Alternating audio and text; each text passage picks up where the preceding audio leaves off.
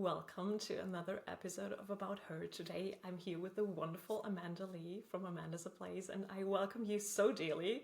This is something we have planned and rescheduled for a few times, so I'm so excited to finally have you and to have you share your wisdom. And we briefly started talking about it before, but maybe you want to share to however you feel comfortable, like what led you on that path you're on, and like what it is right now that you feel most joyful from all the amazing tools you have learned. So it's been a journey. It's been a process. I always knew I wanted to help women, but I didn't always know what that looked like. And it's evolved over the years. It started with, like, I took life coaching or something like that a million years ago, and it didn't resonate really, and that wasn't really what I wanted to call myself.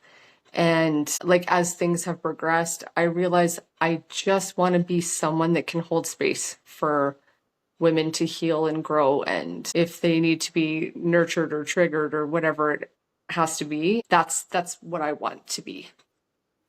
And it was through human design and astrology and tarot and all these things has formed into the practice that I have today. And I have a small group of women that we meet regularly and discuss things, and it's turned into a lot of friendships being formed. And I think we all kind of nurture each other and grow together and all that fun stuff. And I realized, like we were saying before, if I could just full-time hold space and create community for women, that's what I would do.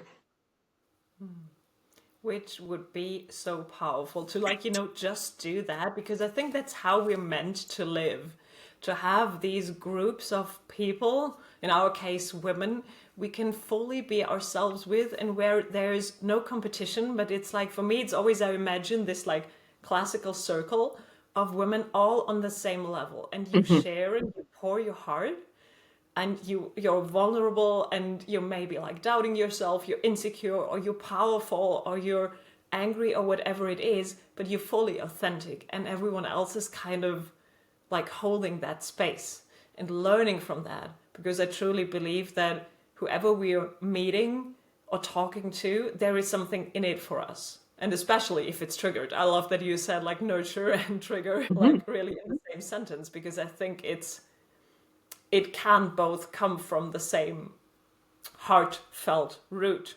It Absolutely. doesn't have to be the good and the bad thing. And to be fully authentic in these circles is so powerful. And so needed. Again, like talking about, we live in a very masculine run world, right? Everything is timed and scheduled and all of that. And to just have a space where none of that needs to apply, where you can just be and be seen and heard and nurtured and just grow and thrive. And whether you need your hand held or you need a shoulder to cry on, or you just need somewhere to vent, like just that safe space to just be is so important and so overlooked nowadays. And I'm glad that more women are stepping into themselves and coming together in community, because community is so important. Yeah.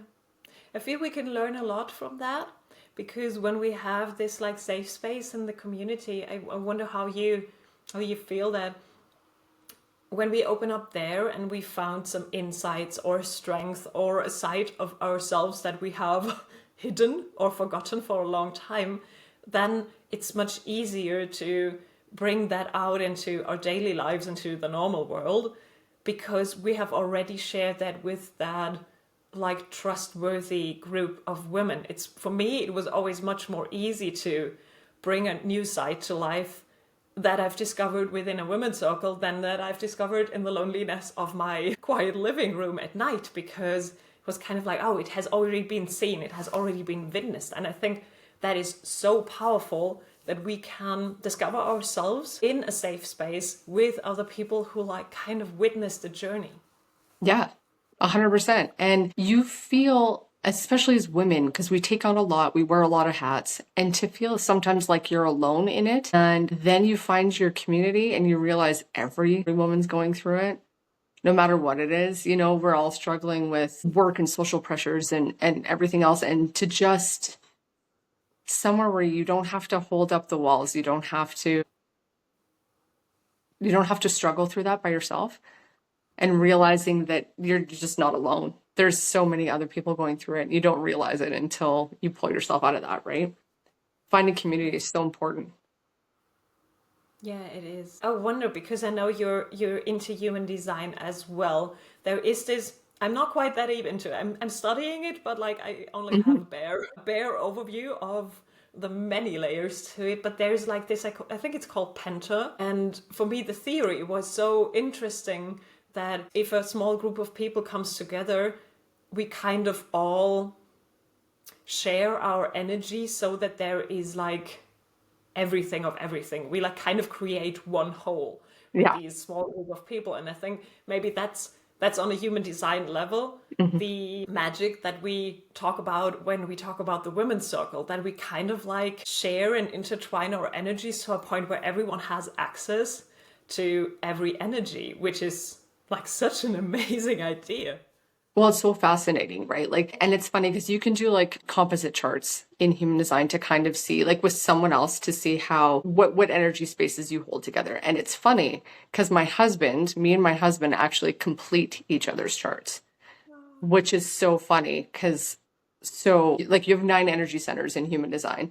And if you have a certain amount and someone else does, because they say that you're naturally attracted to the people that'll complete your chart, right? Like, so if you have a center defined that I don't, we would naturally want to communicate because it completes that channel, right? And the funniest part is like when I ran mine and his, it was like, it's so funny because I was like, oh, well, that makes sense, I guess. Like, look at us go. And it's funny because, like, there's a downside to that because having like 9 centers activated means you have nowhere to go. So sometimes you can be all encompassed with that person to the point that it's like you're the only 2 people in the world. Yeah. So, like, there's good and bad to that too, right? So we can get into the point where it can be days and it's like, have we talked to anyone else? Like, have we done anything? So, like, there's good and bad. We have to be conscious of it because it's very easy for us to just get caught up in our own world, being that we don't need to search outside for any other of that source, right? That is so interesting. And like in my head they're going like a lot of lists are opening up because my mother described exactly what you just said when she met my father. They're divorced like really for a long time. But that's I feel like maybe that's even the soulmate energy that we search for. And it's so interesting that you talk about the downside because normally nobody does. Hmm. And I think it's really good to be aware of this. Like, yeah, it's amazing if you match up and if you really, that's like with you and your loved one, it's really so visible within the human design chart. That's like how it's supposed to be. But there's also like a thing to balance it out with Hmm. because you might be you against the world and maybe you want other people in your life as well, so there's again the thing of balance. It's not to say that you find your soulmate or the one that completes your chart and then Hmm. everything's fine for the rest of your life, but there's still things to do. Oh, absolutely. Because even on top of that, like, yeah, okay, so you complete each other, like in the way, in that aspect. But then it gets to the point, so even arguments are more intense. Or like when something's happening, you're really feeling it because you feed off each other. So it's like if I'm upset, he's upset, and well, he won't even know why. So there's a lot of that. Like it's energy exchange, right? So just like anything, if something flows, like there's also resistance. So it can be there can be a downside to that too, right? Like we have a very good relationship based on a lot of communication, but of course, like there's 2 sides to every coin. So Yes, because you find someone that completes your chart doesn't necessarily it doesn't allow a lot of room for other people in that. So you have to be conscious of that. I feel very inspired to look at my chart and my husband's at the same time right now. We Shoot me a two might message talk a when lot shoot me a about message that. when we're done this and we'll run them.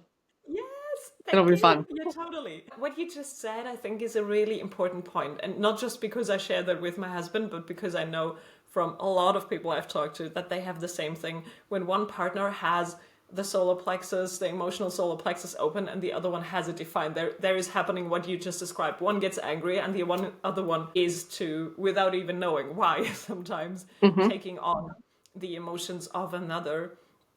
Would you say that if both have it defined or both have it open, that wouldn't happen as easily? Probably. So when you're both open, that's basically energy you can take from anywhere, right? So that's constant, because when it's a defined center, it's a constant flow of energy to that center. And when it's open, you're open to outside influences. So like for me, I have a defined sacral. So when I know something, I know it. That's it, right? And I'm a little bit stubborn. So if I'm like, this is just how it is, I feel it, I know it. I run a lot on my intuition. And my husband is a projector. So he is all, we're wired very differently. I'm trying to like a way to, so this can be understood. We're wired very, very differently. I can just know something, whereas he has to talk it out loud to understand what he wants to do.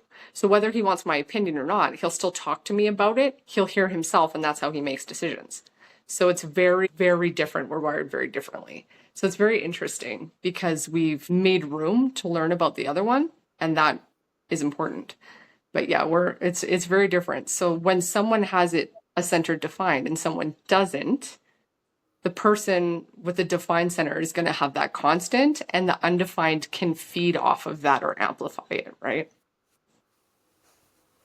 Yeah. For me, that was really like such a big aha because I've always struggled with feeling everything that everyone else felt. And that is kind of a gift and not at the same time. But 100%. when I realized that it's because of my open emotional center, then that was like, oh, okay, maybe it's not even mine.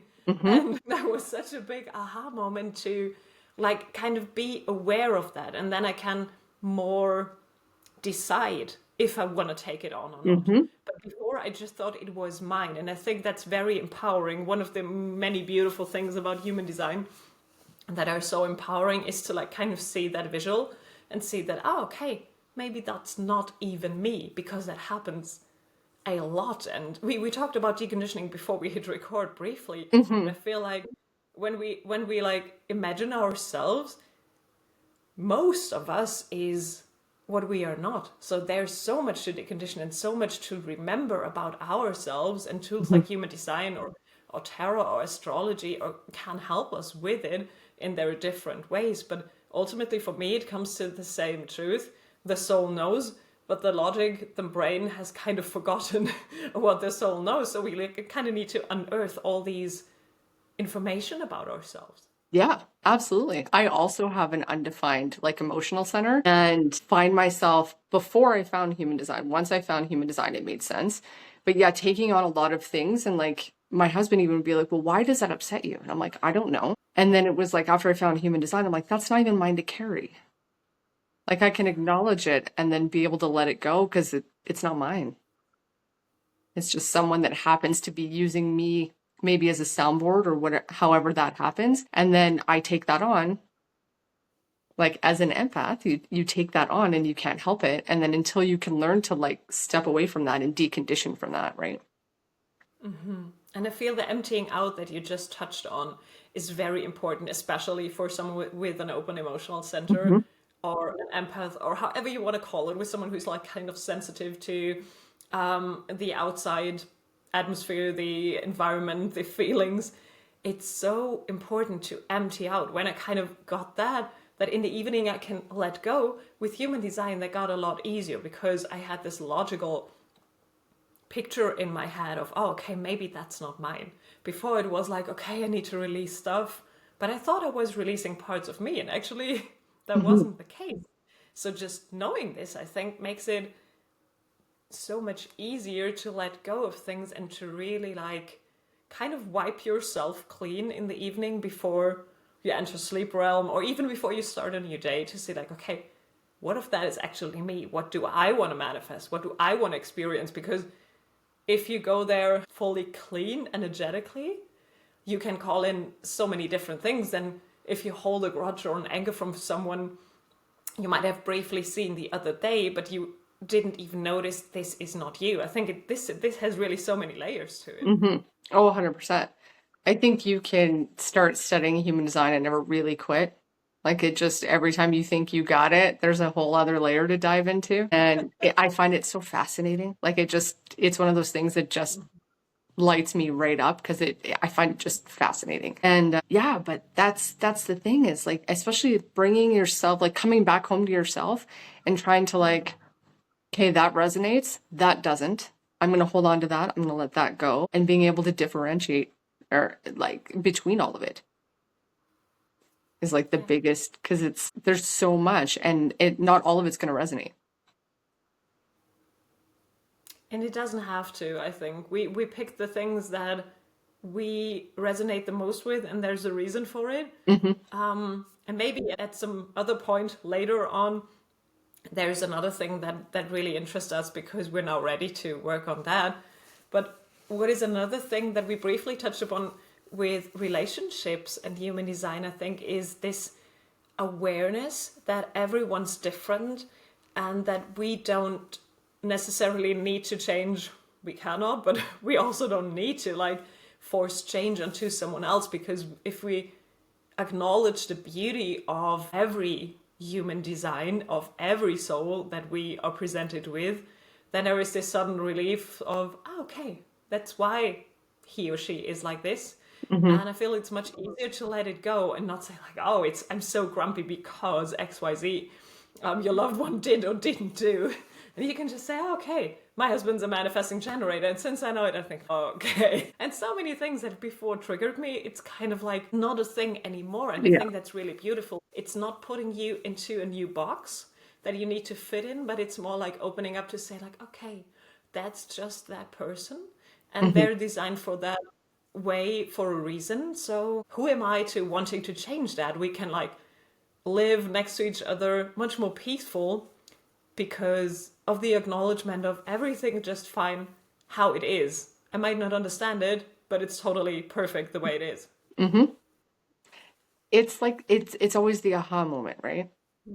Like always, and no matter how subtle. Like there can just be something, and I can be working with a client or doing a reading, like a human design reading, and someone will talk about something, and I'm like, well, just looking at your chart, do you want to know why you do that? Like I can look at it and be like, okay, so you respond that way because you have a defined spleen, or you respond that way because you're a projector. You want to be recognized, right? So it's like it's just little things that someone can come and just like a cursory glance over their chart sometimes can just be like, well, that makes sense. Literally like an open book, right? Just you're like, oh, uh-huh, okay. I'm so curious, like, how are you combining human design and astrology? Do you combine them, or in Yeah, what way do absolutely. you feel called to? So one of the branches of human design, like one of the ways it was created, was pulled from astrology. Yeah. So a lot of your gates and where they sit come from different like astrological houses or different, like for example, my gates, like my moon sign is the gate of depth. But like it all ties together through, how do I want to word that? Sorry, it's so complex, right?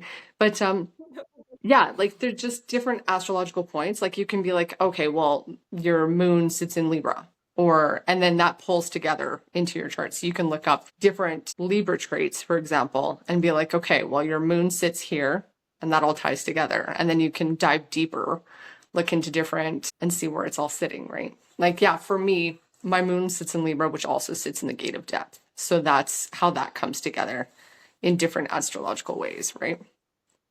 So, like when I do a reading, I pull someone's human design chart and their astrological birth chart to be like, okay, not only does it sit here, but like you're a stellium Sagittarius. So you're going to have that want to be free, freedom action that Sagittarius brings, right? Which would make sense. So, or like that Pisces is so intuitive and things like that, and then see where that sits in their chart and be like, okay, so that makes sense. Like you have a more intuitive approach to business.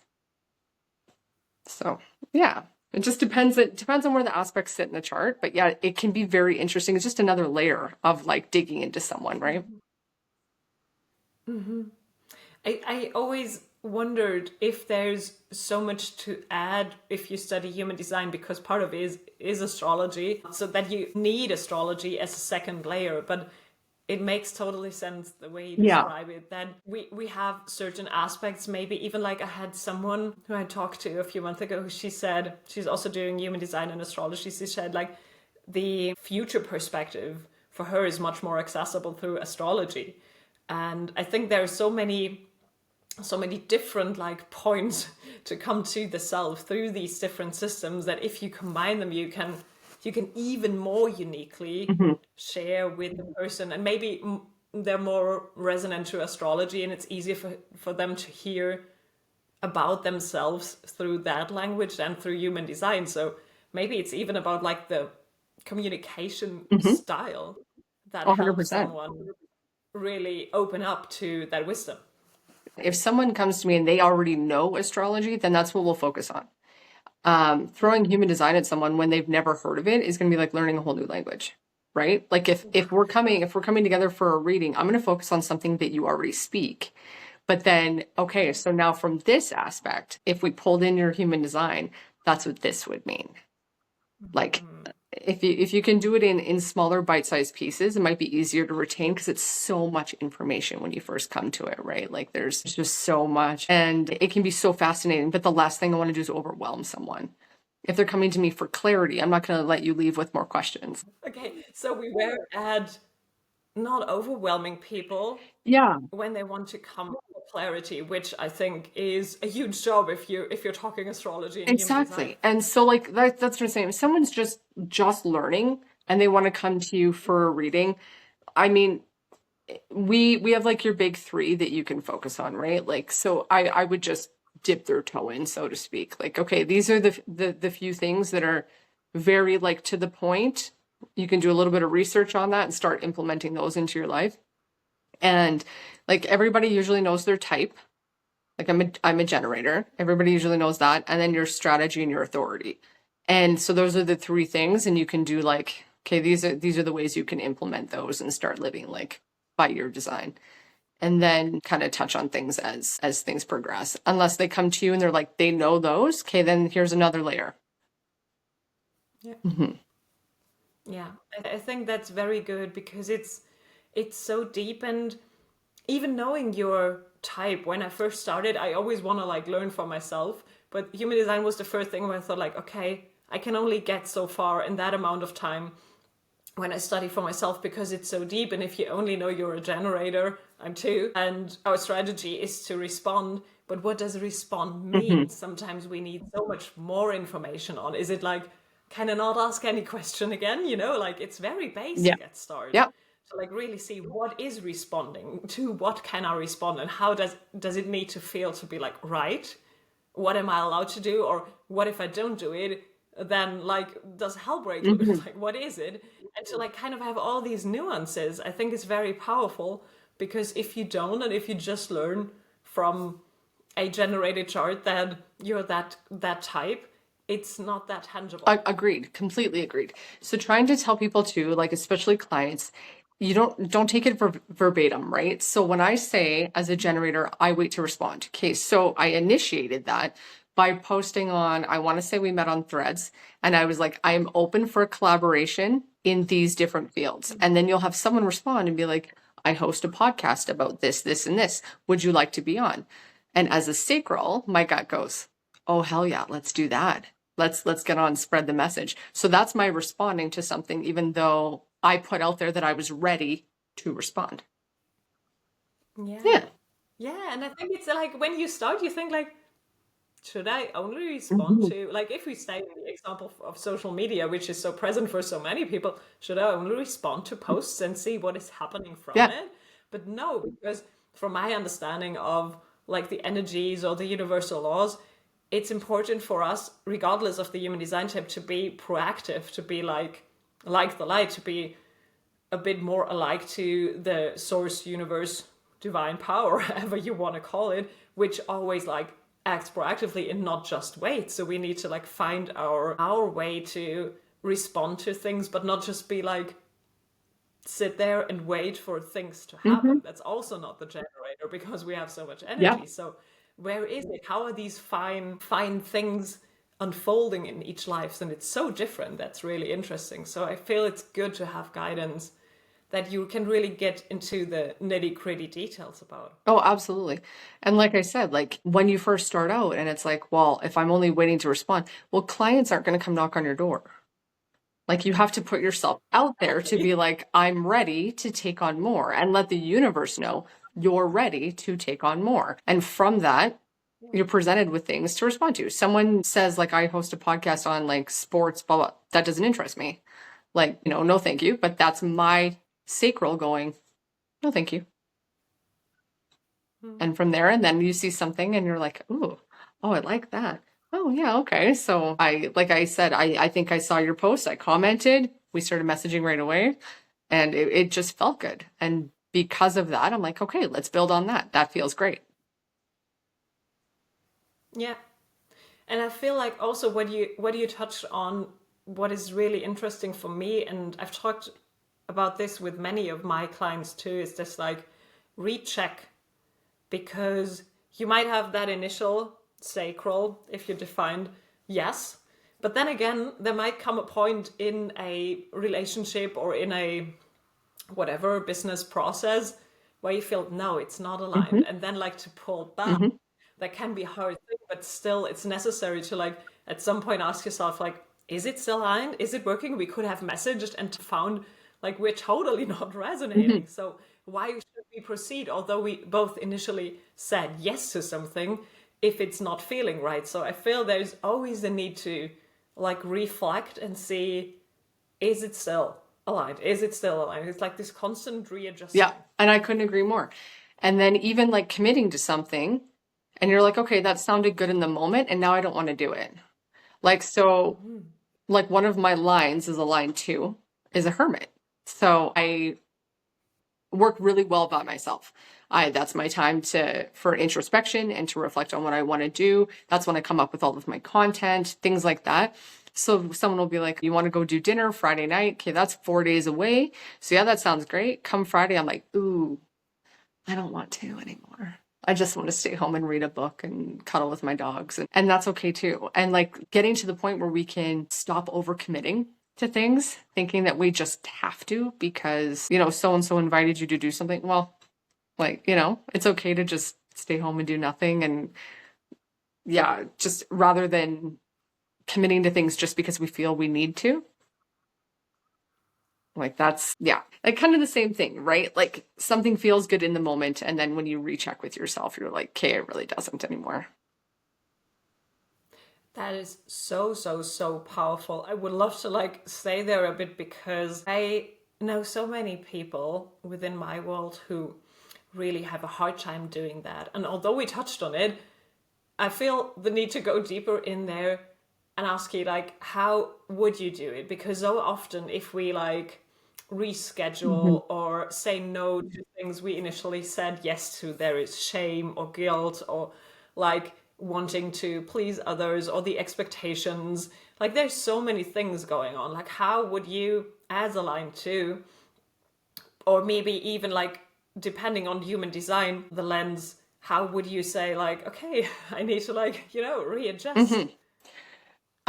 Depending, obviously that depends on the situation because I don't think I would respond the same way every time.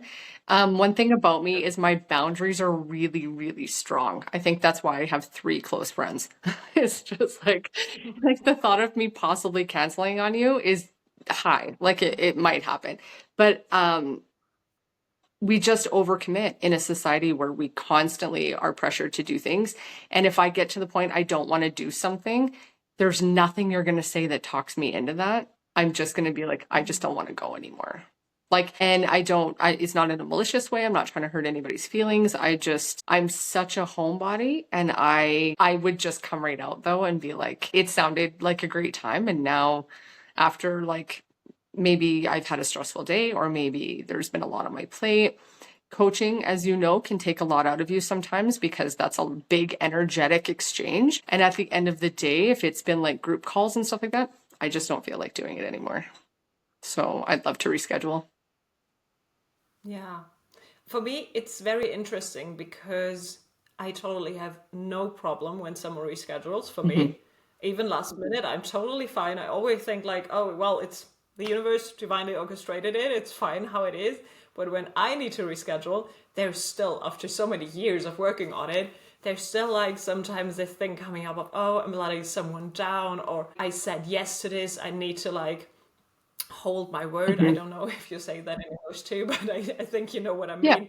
To like be the way I said I would Hmm. be. And it's still a hard thing to work around, to say like, okay, now if I'm not like really, really sick, I'm going because I said I would. Yeah.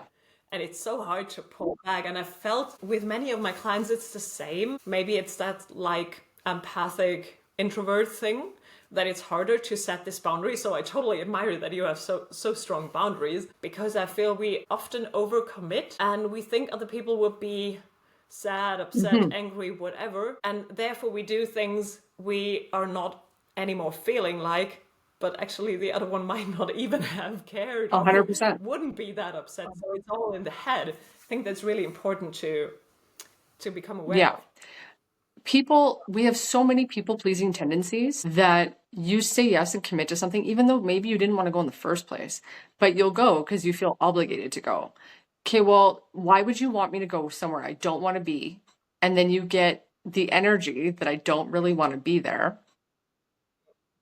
And then I'm not really present because I don't really want to be there. So why wouldn't we? And like that being said, if something takes place in the evening, I'm already not going. I'm not going. I am a morning person. Me My too. like time to take over the world is between like 6 a.m. and 10 a.m. That is my time to shine. So if someone's like, "Oh, hey, do you want to do dinner? We can meet at like 8." And I'm like, "Ew, no, no, no, no. I'm gonna get in bed at 7 and I'm gonna watch a show because that's the only time the TV really goes on is like at night when it's just that wind down time. And yeah, I'm gonna not go to that. I don't want to go. And that's so good to know about Hmm. yourself, isn't it? Because otherwise you would maybe commit to things that are in the evening, which is so normal for so many people, and you would feel bad or like not really joyful the whole time. So I totally agree in Hmm. it. I think it's super interesting that so many of us still hold this tendency to please others, even though we know deep or even not so deep down that it's not the like aligned thing for us to do. Yeah, But still there is this like deconditioning work to be done, to say like, well, it's not for me, I'm just not doing yeah. it. And it's funny because like once you set that boundary and you have that like I'm not gonna make an excuse. I just don't want to go. And once you have that and people expect that level of like authenticity, if you will, they become it becomes way less about hurting anyone's feelings. Like anyone that's really close to me, if they invited me to something and then it comes the day and I'm like, okay, I've been up since whatever time and now it doesn't start till whatever time, I'm like, I just don't feel like going. And they're like, okay, because half the time I think people are also looking for a reason not to go. So if you don't go, then they don't have to either. Isn't it interesting that we can find ourselves in so many situations where people go somewhere and both parties didn't really want, but because of Hmm. expectations, they do. And everyone like secretly wishes to be in their bed at 7, Right? like you are. Just straight And you're peer like, pressure. oh my God, I'm alone, it's fine. Just me and the TV or me and my book, and Yeah, everything's good. just straight peer pressure. They're going just because they said they would. And I'm just like, but if you don't want to be here, like then I'd rather us hang out when we both really want to commit to that, because then you get that person's best energy. And it just, yeah, like it's so funny too, because I get that a lot, like with my clients, they'll be like, but how do you set that boundary? And I'll be like, I don't want to do that. Yeah. Like at the end of the Maybe day, it's about being much more. well, and we're so used to like having to provide a reason, right? Okay, well, I don't want to go because of A, B, or C. I just don't want to go. Like I just want to stay home in my pajamas and eat popcorn and okay, yeah. And a lot of people, when they first get used to that, they're not sure how to take it. And I'm like, well, I'm not saying anything to hurt your feelings. It's not that I don't want to go because of you or because of any situation. I just don't want to. That's really powerful and really necessary, I think, to cultivate or to decondition Yeah. from whatever angle we want to look at it, to be more authentic so that others know what to expect from us, but also for ourselves. Because if we constantly go overboard and people please and not please ourselves for that reason, because like sometimes it differs, you kind of shifting your self-image to something you don't want. And that's from my standpoint on where some of the insecurity or even anxiety in people comes from, because they kind of teach themselves to not believe in themselves because we're not caring for ourselves in the way we could, because we constantly neglect our own wishes and Yeah. feelings and go to some things and commit to some things that we are not actually feeling that it's aligned anymore. So it comes at a price, is what I want to Oh, say. 100% And it the price does. is quite high. I still will send that text sometimes and be like, "Oh my God, what are like they're going to be mad or they're gonna, like you can't help that because you still care about what other people think, right? Like it's not like I want anyone mad at me or upset with me, but so, you can send that text and still be like, right? And then 9 times out of 10 people are like, "Thank you for letting me know. I don't really want to go either," or "Thank you, I could use a night in." Whatever the case may be. But it's kind of funny. Like I've learned that over the years is like coming right out and being like, "I just don't feel like doing it." And then other people will usually respond with, "Good, I don't either." Which is kind of a basic thing about the universe, I think, or a basic thing about humans, is that we always expect things to be worse case. And so often they're not, if we're actually courageous enough to step into our power and say like, well, no, I don't want to go. And you don't have to like find an excuse that may or may not be true, but just say like, for my heart, love you, but no, today is not the Yep. day. The worst thing doesn't have to happen. Like it's not even likely to happen, but in the mind it's like, oh, I cannot, and I disappoint, and we go into rabbit holes that are not even true. So it's, for me it's very interesting because I do a lot of mindset work to see how much we're programmed to expect something bad out of Yeah. life when actually the universe is always providing for us. Yeah. And if something doesn't work out, okay, it's not the right timing because it's all about timing. And the universe knows. Like that's Yeah, so we know like a lot. like I said, how many times did we rebook this? But like since doing that, things have been pretty, when we can recognize, okay, you have something going on or I have something going on and it's like, okay, it's just not working today. But rather than get mad or upset, understand that not everything's in your control. And, Control is a big thing. right? And people, I think that's a natural instinct to want to control the outcome. And once you detach from it and just let things play out how they're going to, they usually work out for the best. Yeah. Yeah, I feel this control stems from this insecurity and this like kind of wanting to know what is happening so that we can maybe adjust or know what to Hmm. expect. But if we fully would believe the universe is always having our back and everything would unfold in the Yep. most perfect way, it might not look at it like in the moment, but with a bit of time going by in hindsight, it always is like, okay, well, that's why it happened Yep. that way. So knowing that, I think life could be so easy when we just like say, well, whatever is playing out right now is just the perfect way. And if I'm meeting or if I'm not meeting, Hmm. it both is for my best. So there's actually nothing bad happening in the world, which is, I think, such a nice, soothing feeling. Hmm.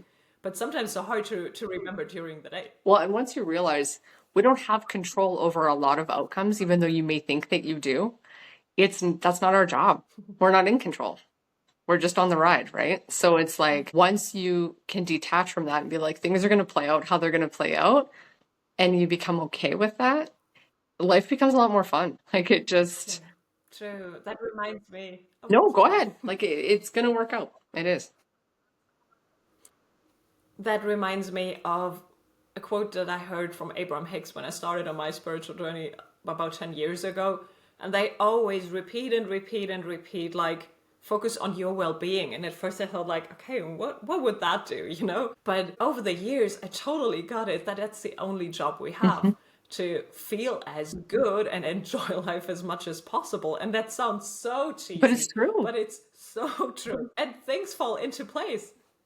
It's all about finding your joy, whatever that looks like, right? Like that's the whole, I believe that's the whole goal, right? Once you find something that makes you truly happy, you're winning. That's it. It's that easy. Like, okay, you like your job, you like your friends, you're comfortable in your house, your bills are paid, like things are good, then things are really good. Yeah. There's only so much we can Yeah. ask And for, maybe it's right? our Yeah. Yeah, it's our logical mind, I think, that wants to like make everything bigger, better, Hmm. more scalable, to control again, to have the outcome predictable. But like you said, if you have all these things, if you have a roof over your head, if you have something to eat, and a few Mm. loved ones close to you, then life is really good.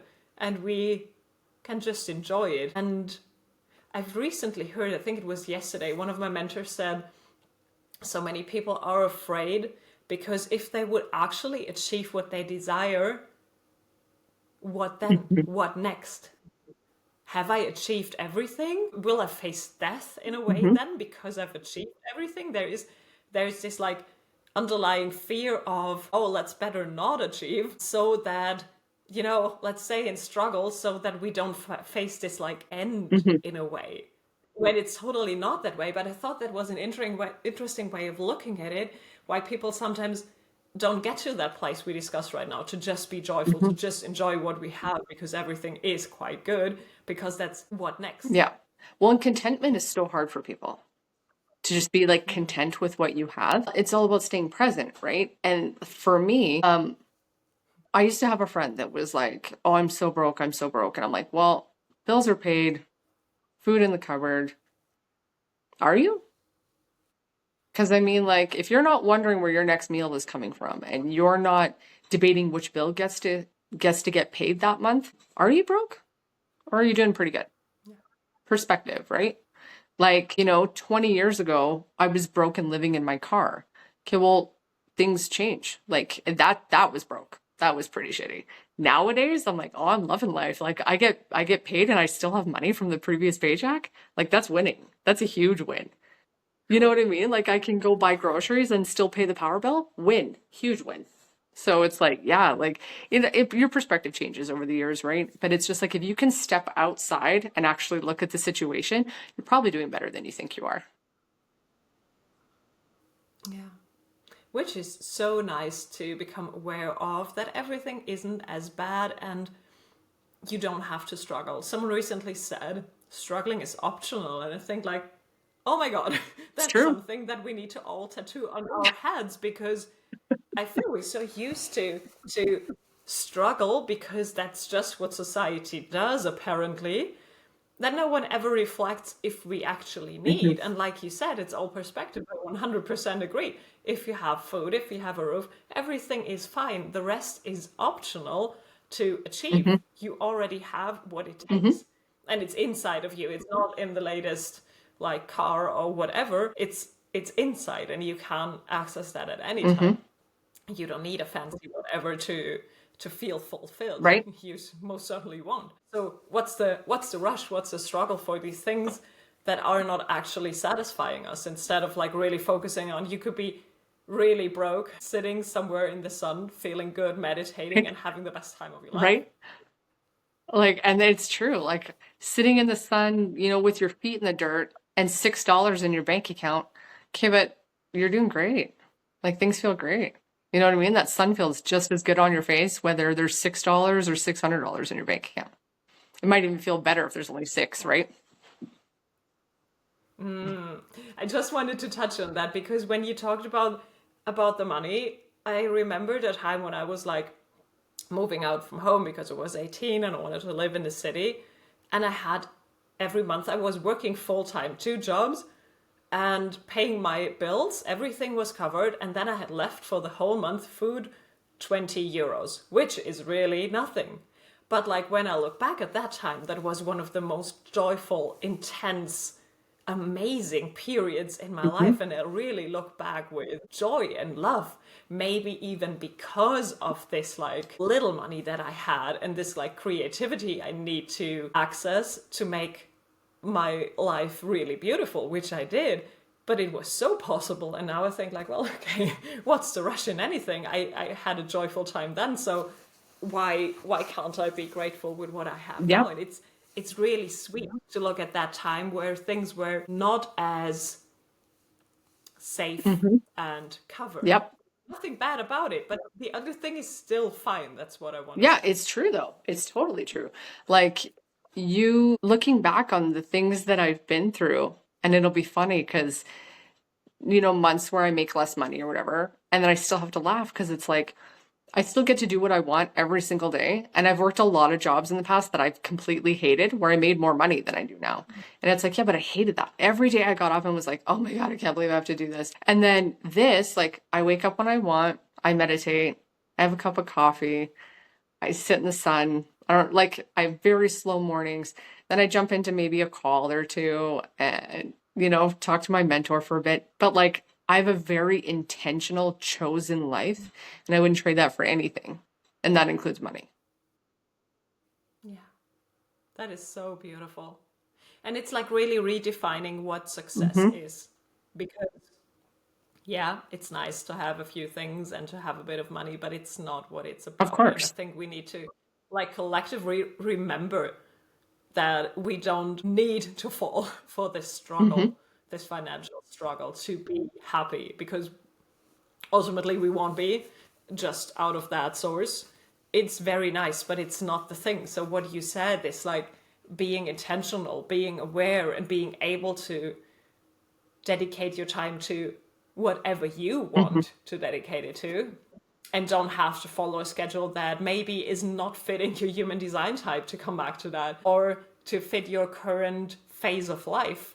That is so precious, Yeah. but it's often not even talked about. Yeah. Because a lot of people, and like, it's fine if your goal in life is to like have $1 million in the bank or whatever the case is, that's great. Like, I fully support you have a goal, you work towards it. Good for you, right? At the end of the day, my only goal is to be happy. That's it. It's just joy. And I'm happy in my relationship. I like my house. My dogs are really cool. Like, they're great. So like, there's things like joy looks very different to me now than it did like 5, 10 years ago. Very different. It can shift a Oh lot, yeah. can't it? It's really interesting. And it's so beautiful that it does, because that's like maybe what I want to touched on before. This, like, if you achieved a goal and then you feel like, okay, now what? And you set yourself something higher. Yeah, okay. But it doesn't have to be something higher. It can be something else, and shift your way of how do I feel joyful? How do I connect with myself? Hmm. And there's always like a journey that we're on, but it doesn't have to be I fulfilled this one step, this one goal, I achieved it, and then Yeah. like there's nothing coming after Right. it. There's always something Yeah. something else. The universe is expansion. So what now? Yeah. What do you want now? Like, that's always my biggest question with people. Okay. So what makes you happy? Well, I don't know. Oh, well, start there. Start there. What are you working towards if not to be happy? Right. And so, like, right now, my only goal, I want an acreage or a farm because I want to host women's retreats. I want to host in-person spaces where women can come together and, um, whether it's, ecstatic dance or yoga or ritual or whatever that looks like. But I just want a space where we can just meet and grow and learn and evolve. And I just love it. And that's my goal for 2025 is I would like property where women can come in person and just be and nurture them through that. I think that would be amazing. How cool. I can see that, and it looks beautiful. So, oh my God, what an exciting, You're gonna have to exciting make new a trip goal, over here. where there's so much potential. Hey, you're gonna have to make a trip over here. Yes, I just thought like, oh my God, you're unfortunately so many kilometers So away, but maybe I have to travel at some point. Let me know when you I have it. will. I absolutely will. But yeah, that's the goal. And it's been the goal for a bit. I see it very, very clearly in my mind's eye. Like, I am very, very clear on what it's going to look like, what it's going to entail to do, and I'm already taking the steps. So that's the goal. That's the goal this year is I would like the space to be able to create the environment I want for women to come and heal. That has such a peaceful energy to it. I love that. Hmm. That is really, there's so much potential there and so much peaceful energy there that it could be Hmm. anything, but it's amazing. Whatever way it is unfolding, there's just like room for, for growth in it. Yeah, it's going to be amazing. And that's the thing is like I said, I I trust my intuition, and my intuition's been pulling me this way for a while. And I'm well aware that this is the year it happens. And I know that. So it's whatever that needs to Wow. look like. But yeah. Yeah. And then it's funny because like I have a medium that I talk to pretty regularly, and she was like, "Oh no, I see it." She's like, "Because once you decide you're doing something, that's pretty much how things go." And I'm like, "Uh-huh." Cool. So well, then it's Then it's decided now. decided. Oh my God. Yeah, it's actually like that's what my first mentor said always. Don't look at any logical argumentation or whatever. If you decide it, you will get it. Hmm. And if you decide you want the best piece of land in the most prosperous place that you live in, you can get it. There's no, oh, it's occupied, oh, it's too expensive, oh, whatever. If you want it, you can get Hmm. it. If you see it, you can get it. Ditch it out and just go for Hmm. it. And it sounds so easy, but it's actually so true. Hmm. And it's funny too, because like once you trust that you have that power and you know what you're capable of, I not only do I know it's going to happen, I think it's probably not even on the market yet because I'm not ready. When I'm ready, I think the right place will be like, here I am, right here. Yeah. And I'll be And like, it's okay. waiting for you and it will be a struggle. Hmm. It will just, things Yeah. flow so easily when they're meant to be. So again, coming back to struggling is optional. Yeah. 100%. Yeah. I couldn't agree more. Like it's, Oh my yeah. God. I feel that is the perfect outlook, the perfect ending for that episode. And I'm so curious on how that will unfold. So I hope you keep me posted. Absolutely. And Absolutely. I think I'm you and me are going to I'm talk loving pretty seeing you regularly. on there. So it's good. Thank you, thank you, thank you so much. That was so inspiring and so soul nourishing and so much joy for me. Well, thank you for having me. I'm glad it finally, like timing finally worked out. And